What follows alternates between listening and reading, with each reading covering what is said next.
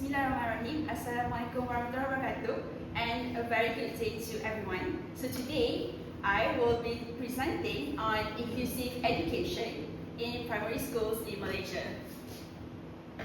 So first, let me introduce myself. My name is AINA BATRISYIA binti Muhammad ZULFADZLI, and I'm from class Mathematics 1.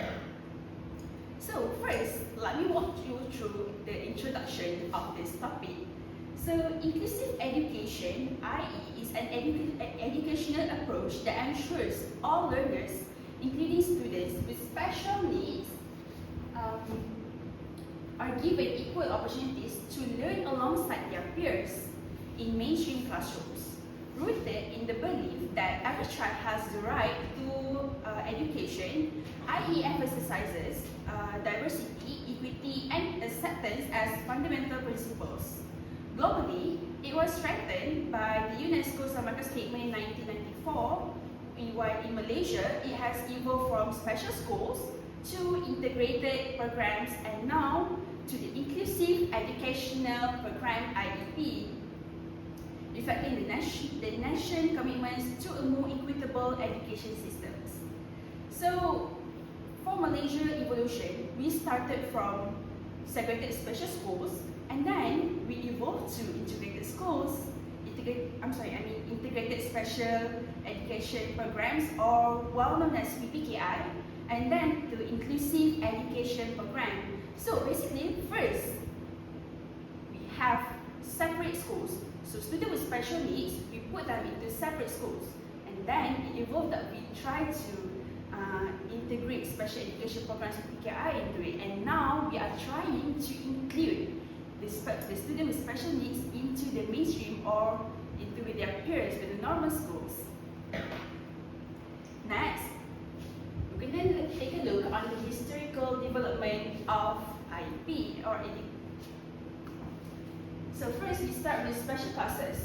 So in 1990s to 1970s, the first formal provision for children with disabilities in ordinary schools,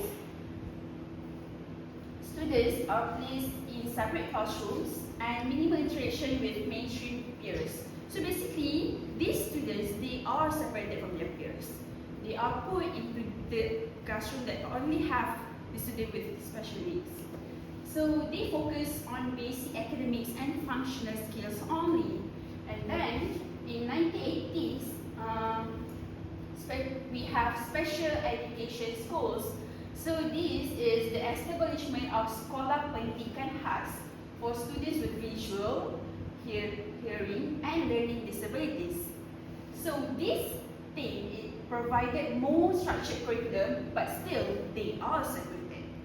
And then we have the Integrated Special Education Program, or better known as PPKI, in 1990s.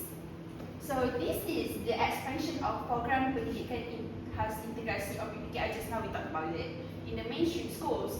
So students with special educational needs are taught in dedicated classroom within the mainstream schools, and this allows them to have more participation in school activities with their peers. And then we also have the influence of Summer Statement 1994, which includes Malaysia committed to a global call for inclusion. So Malaysia is trying to be included. And then we have the policies that gradually shifted from segregation to integration and then to inclusion. So from separating to integrating, and then now we are trying to include them all in one classes. And then we have the Inclusive Education Program or IEP, which started from 2010 until present. So SEN students are placed in mainstream classrooms, either partial or full inclusion, and they are supported by resource teachers, schedule aids, and individualized education plans or IEPs. So this is strengthened under the Malaysia Education Blueprint 2013 to 2025. So basically, in IEP, or what are we having now at present, is that we place the SEN students into the mainstream classroom, into the normal classroom, but is either full-time in mainstream classes, or maybe only partial, which means that they're only in class for certain subjects. But we'll take a look at that later. So now, what is the importance of IEP? So first is that we want to ensure equity and access, where IEP helps to ensure that all students, including SEN, receive equal opportunities in the mainstream schools, and also to uphold the education as a basic human rights. And these all are actually mentioned in UNESCO 2020 statement.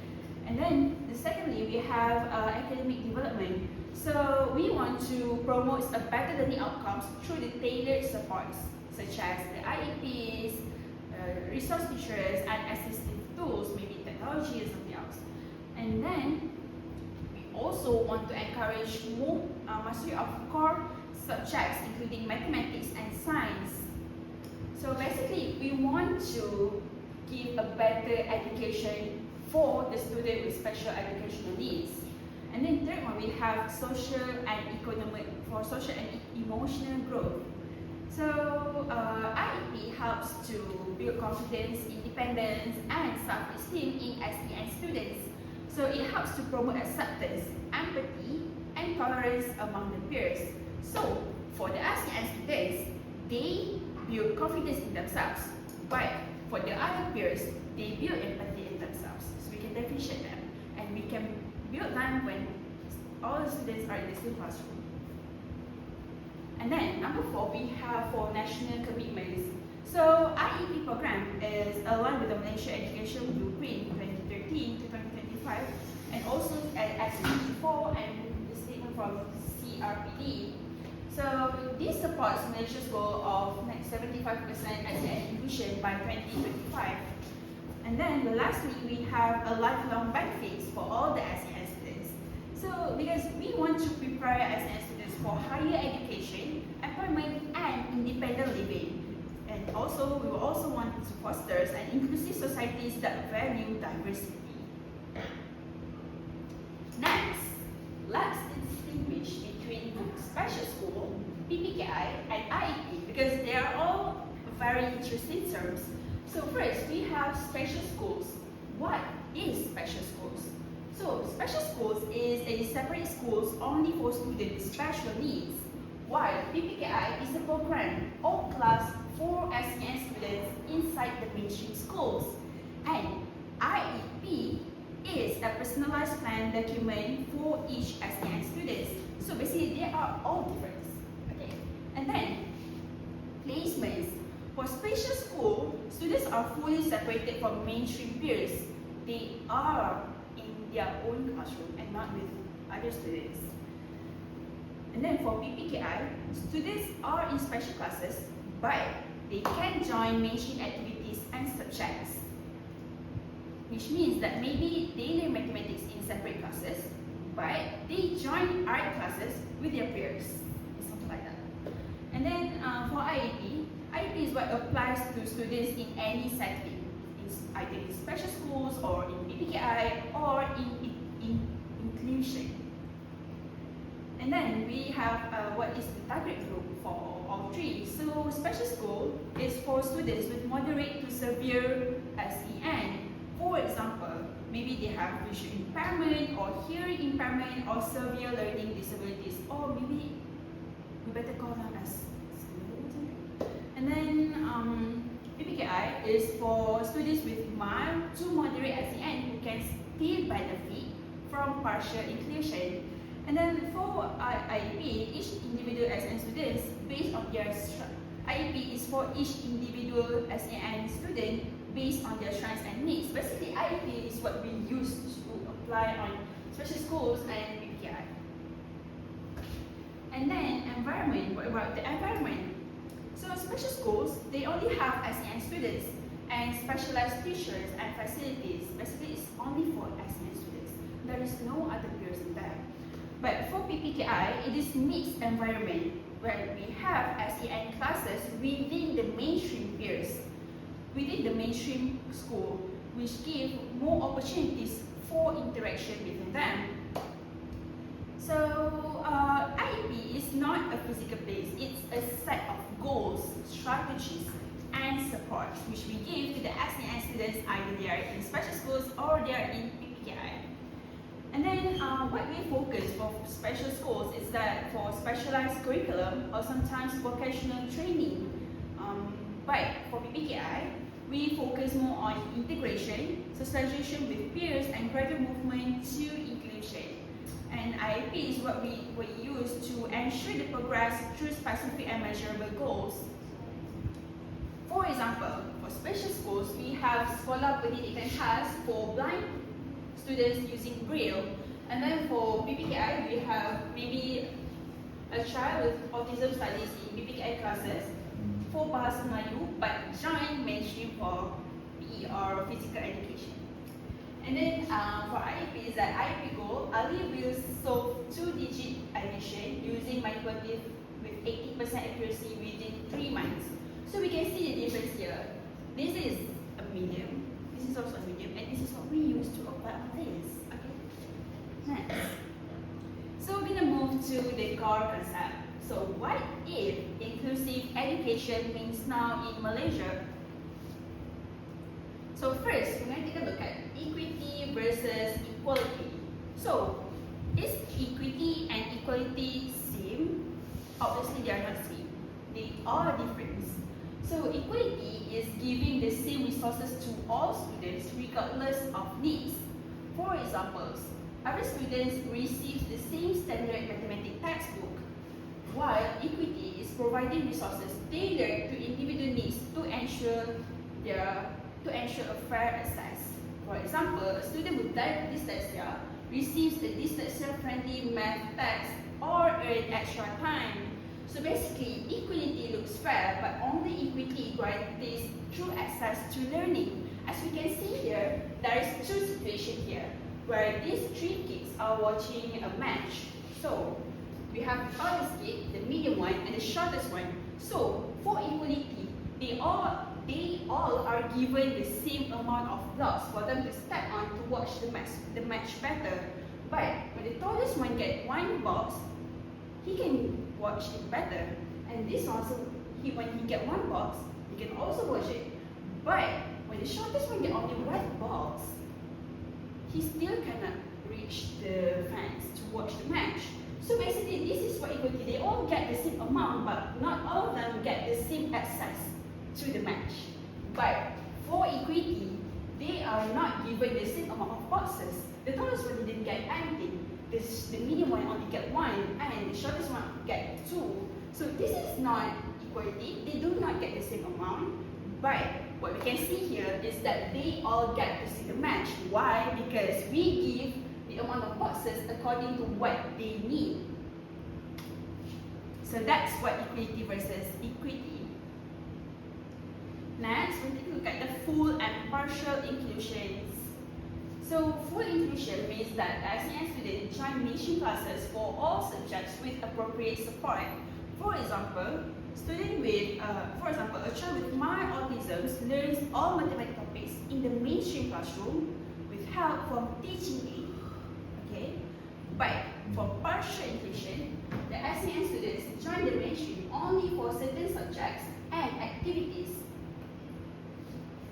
For example, a student with a learning disabilities attend art and sports with peers but learn math in special education setting. So we can see here that for full inclusion, all the SEN students join the mainstream classes for everything. They are in the normal classes for everything, either for physical education, for art, for mathematics, for everything. Okay, but for partial inclusion, they only join for what they are capable with. For example, maybe they join for the curriculum activities, for the art things, for the musical things. But when it comes to more critical things like mathematics and science, they have their own classroom. They learn in their special educational settings. So that's what differentiates these two. So we're saying the right-based perspective. So inclusion is a right and not a choice. Why? Because how can we separate them from the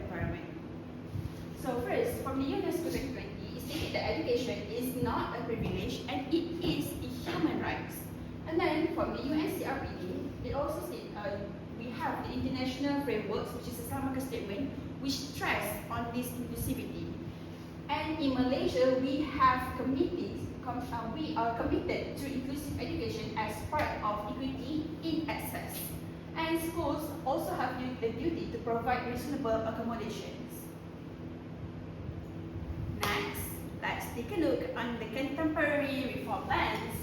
So what contemporary reform plans means is that we are seeing inclusive education as transformation of the entire school system into one that naturally supports diversity rather than the separate or special program. It's basically we are trying to see this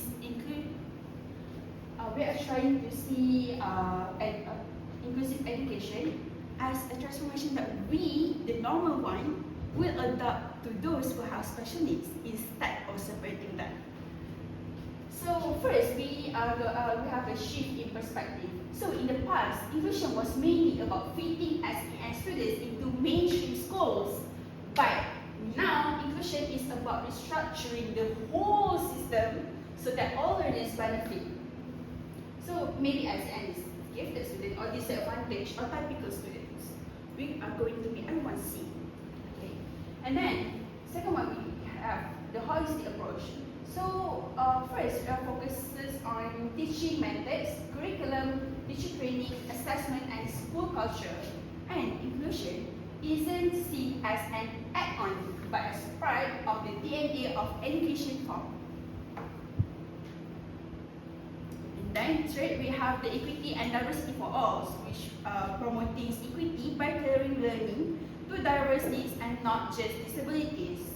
So, for example, we are using the Universal Design for Learning or UDL to help SEN students, but also help struggling learners and even high achievers. And then, number 4, we have the global alignment. So, this mirrors global calls like SDG 4, which state for quality education for all, and the UNESCO frameworks, where inclusion is tied to educational equity, social justice, and lifelong learning. So, what are the goals of IEP actually? First, we're going to take a look at academic and social goals. So for academic goals is that we are trying to provide the SEN students access to the mainstream curriculum. And then we also want to improve the literacy and higher literacy, numeracy, and higher order thinking. Or maybe better known as learners. And then for social goals is we want to foster peer interaction, friendships, and teamwork. We don't want to see a situation where normal student with normal students and blind student with blind students. We want to see them all in a community, mixed interaction all together. And then we want to promote empathy, tolerance, and diversity. We want to get our citizens to get used to adapt to the people with special needs. And then the last one for emotional goals is that we want to build confidence and communication. So this is what we need to nurture since primary school. So yeah. And also we want to reduce stigma, improve mental well-being.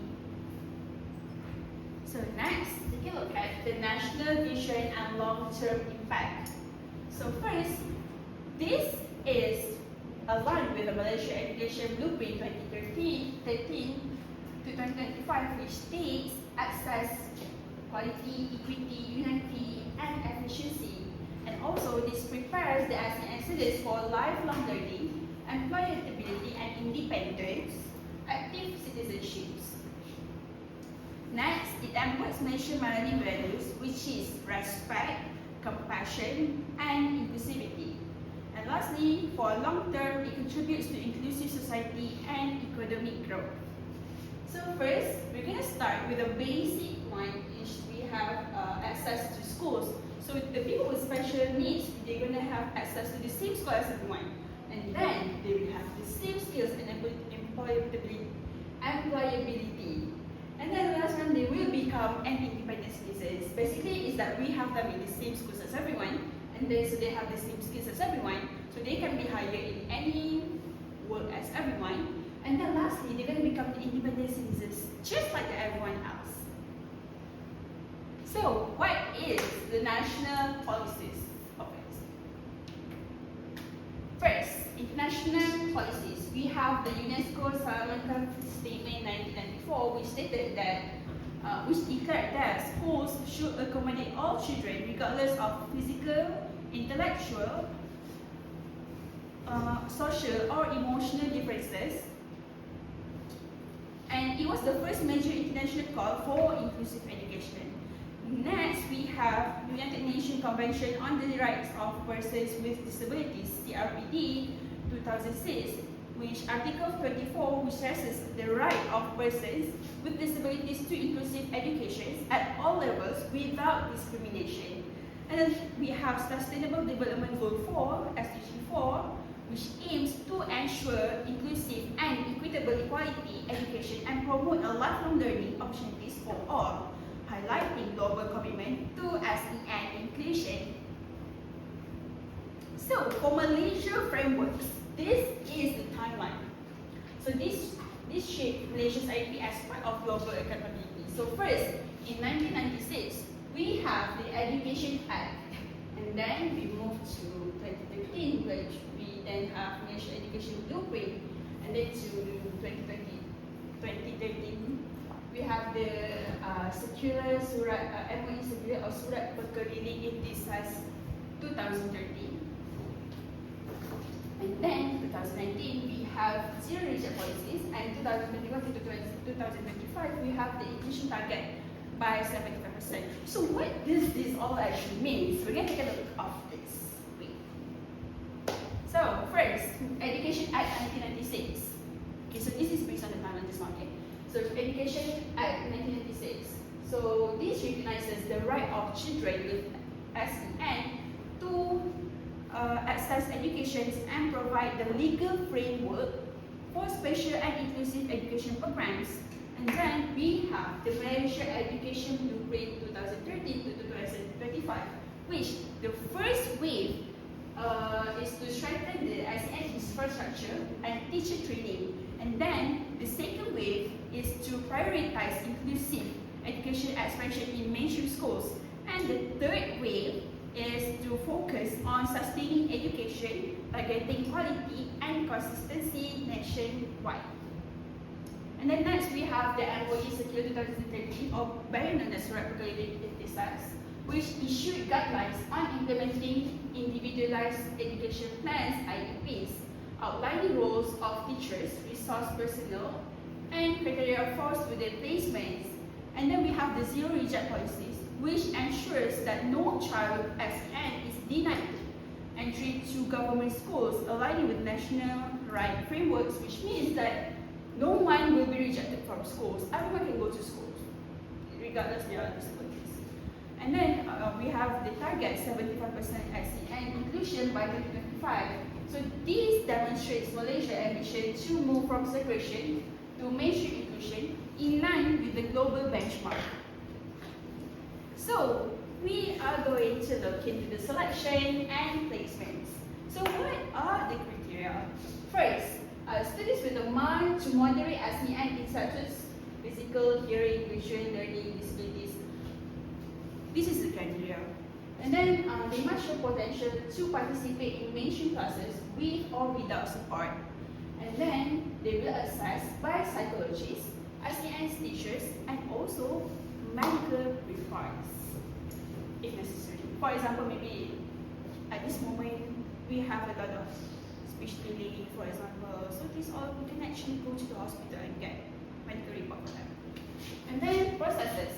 So first is referred by school or parents, and then to assessment by multidisciplinary team, this team, and then placement of the decision. Either they're going to be placed in full or partial inclusion, because not all SEN students can be placed in full inclusion, because some of them maybe just cannot adopt it. So they're going to be placed in partial inclusion, but still they're going to be included in the peers. And then monitoring, progress and related placement may be adjusted.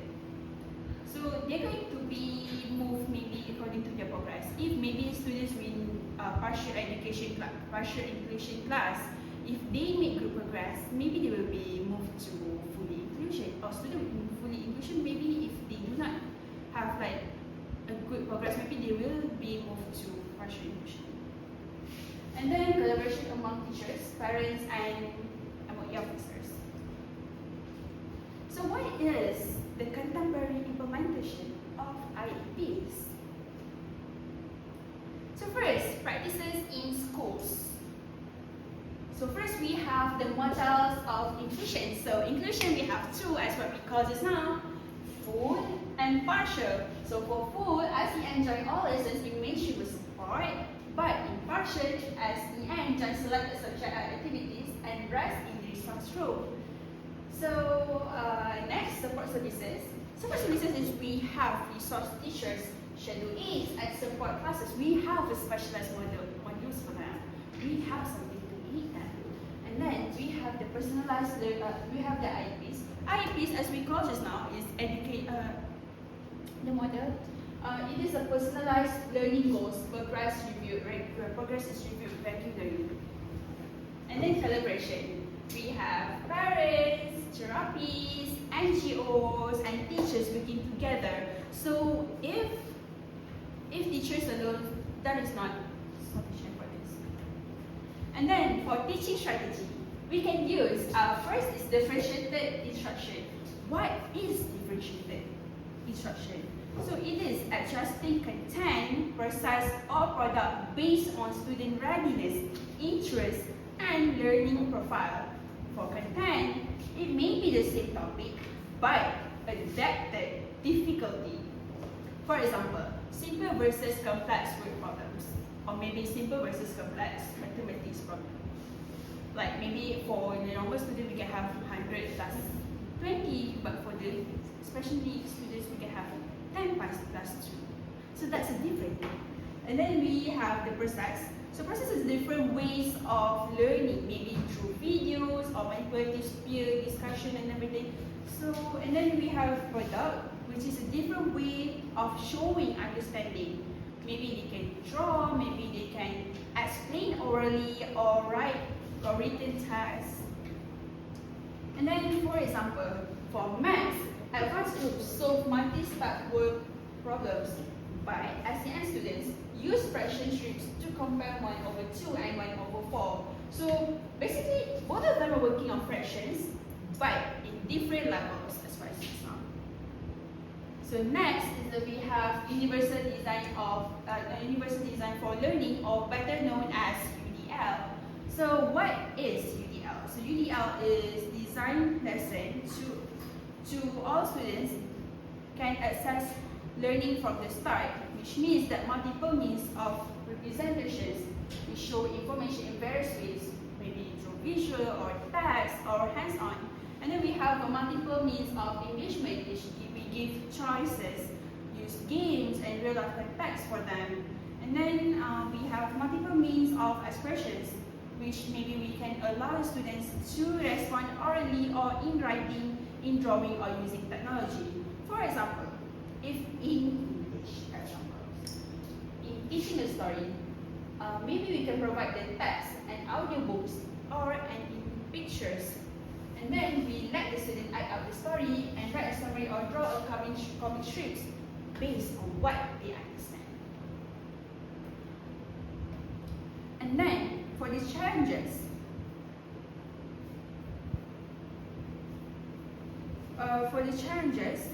first we have the teacher training things, which we can see that many teachers are lack skills in UDLs or differentiation. So basically, teacher readiness is how to address them is through teacher readiness. We can have teacher in regular in service labs or peer coaching or micro teaching or university or schools partnership or something.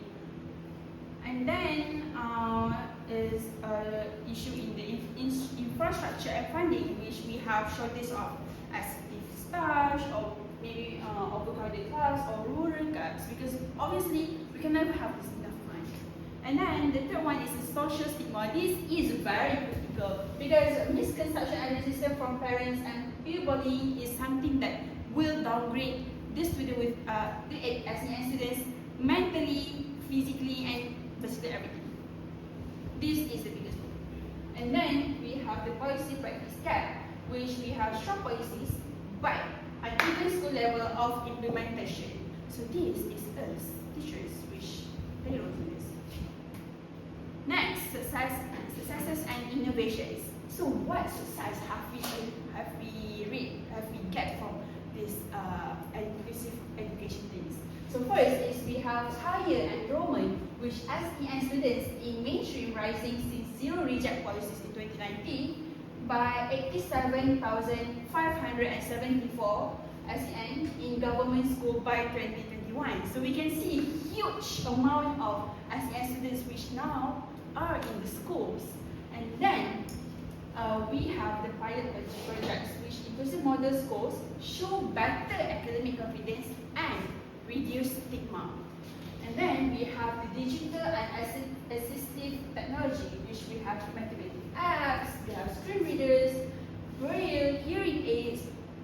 If you have ever seen in TikTok, you can see that there's a lot of content creators right now that is actually blind, but still they can do things like creating content. How do they do that? Because they have these screen readers.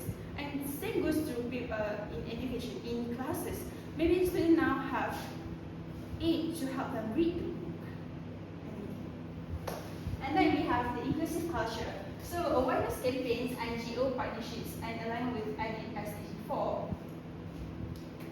And then for the conclusion, inclusive education in Malaysia has progressed from segregated special schools to integrated programs and now towards a more holistic inclusive education program IEP, guided by a strong policies such as the Education Act 1996, the Malaysia Education Blueprint 2030 to 2035, and the Zero Reject policies.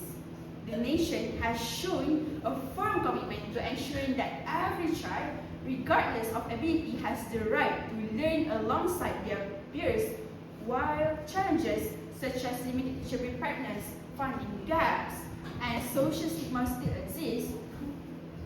The success is seen in rising SEN enrollment and the use of assistive technologies and innovative pilot schools, which highlight positive momentum.